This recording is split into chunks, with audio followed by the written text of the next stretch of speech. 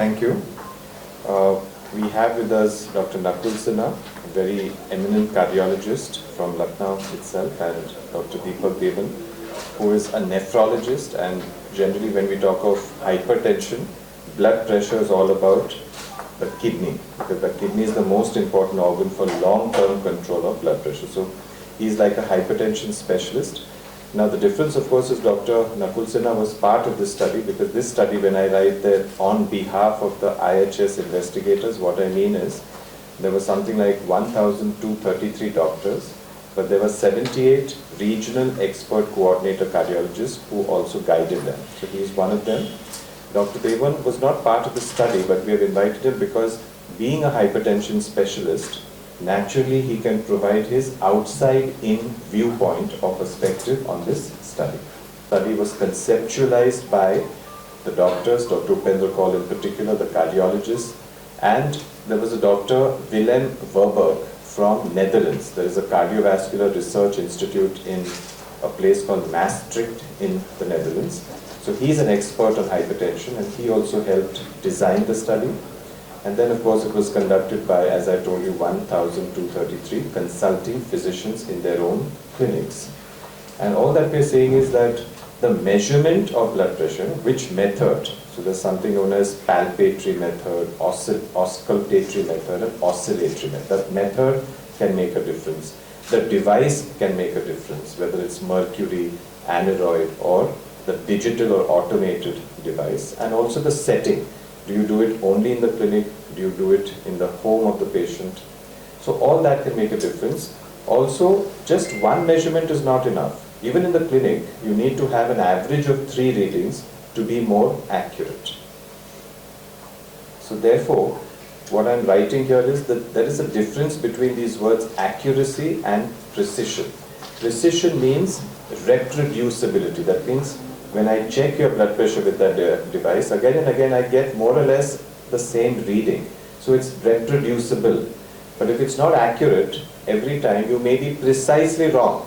So what is more important is accuracy rather than only precision. So how do you get accuracy is if you validate that device by doing a clinical study in a certain number of patients, and then you can say that yes, this device is measuring the actual blood pressure of that patient. Although the only way to really measure that blood pressure is direct intra-arterial measurement, but that is obviously invasive, not feasible.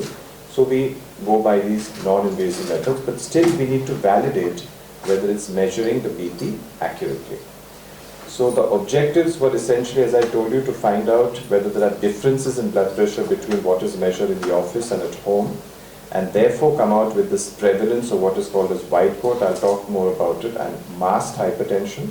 And also to know what is our average resting heart rate and whether we have this disorder of cardiac rhythm called atrial fibrillation. Very simple study, 8 days, day 0, person comes to the doctor's clinic and his blood pressure gets measured. Now he may not necessarily be a patient, because some of them, what happens is they may accompany the patient, so relatives of the patient. They have never been measured maybe earlier, so they are all naive. Naive in the sense they have never really taken any treatment for hypertension.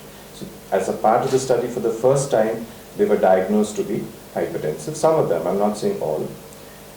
Then of course after that measurement, and the doctor was free to do whatever he was doing in his clinic. So whether mercury instrument, aneroid, whichever instrument. Then that device is given to the patient, or so the patient can measure blood pressure twice in the morning, twice in the evening for 7 days. Then the patient brings the device back to the doctor. Doctor measures the patient's blood pressure again using his own device, whichever he used on the first visit. And that's all. That was the study.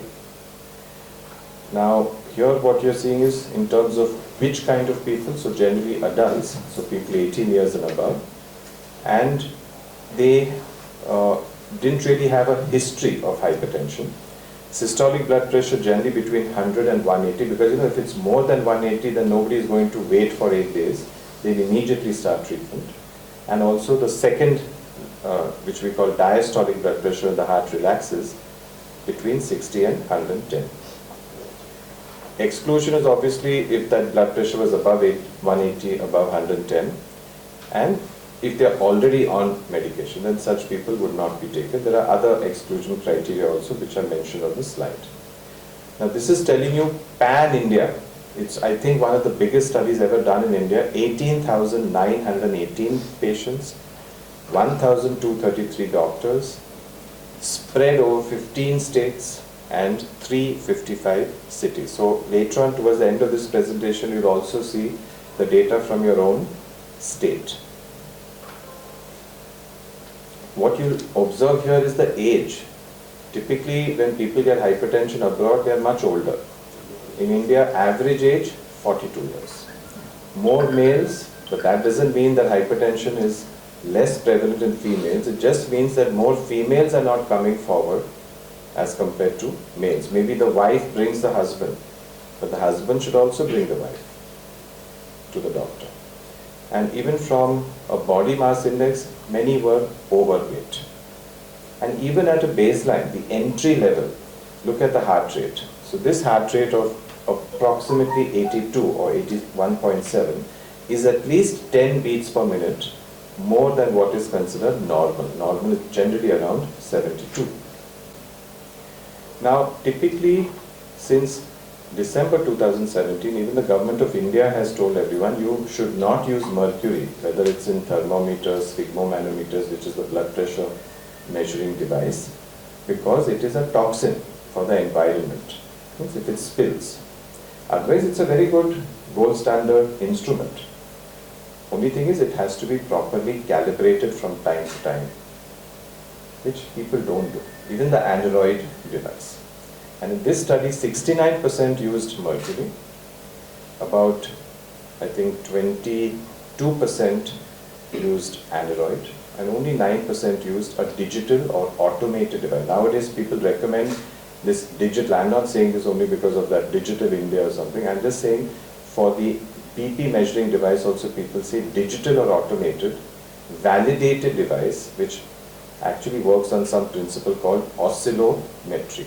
That is the most accurate device. Of course, that also needs to be validated. So this is the device which abroad has been validated across the world, whether it's in the US or even Europe, including the UK. So many different hypertension societies, so many educational bodies which actually measure these devices for accuracy. So this device has been through that process of validation. In fact, there's a body in the UK called NICE, National Institute for Care and Health Excellence, which actually has recommended this device, specifically because it can pick up a disorder of heart rhythm which we call atrial fibrillation. And why it is important? Because such patients, if you don't pick up this disorder, they can get a stroke. And abroad, say in the UK, if anybody gets a stroke, the government has to pay, and the payment can be huge. So naturally, NICE will want to prevent stroke. So if this device can pick up or detect AF, at least as a screening tool, so that then the patient can go to the cardiologist and he will confirm whether you have AF or no, that is good, because then you can prevent stroke. You know what they say, prevention is always better than cure. In this study we found morning blood pressure, although yes, morning blood pressure went up when a person gets up, but evening blood pressure was actually higher, which means sustained elevation of blood pressure throughout the day. And this was also in people who are normotensive, not only those who are hypertensive. Then the heart rate, as I told you, baseline also was 82, and more than 50% of people in this study had this kind of an elevated resting heart rate on an average. 82 and above, some people at 92 and above. Now typically people will tell you that your pulse can vary from 60 to 100, and less than 60 is bradycardia, above 100 is tachycardia. But even 82, which is 10 beats per minute more than 72, we are still within that range of 60 to 100, but 82 itself, I mean, World Heart Day is coming up on Sunday, so there they'll tell you something about the number 80. Everything should be, less than 80. So even heart rate, they say, should ideally be around 80, not above. So less than is better.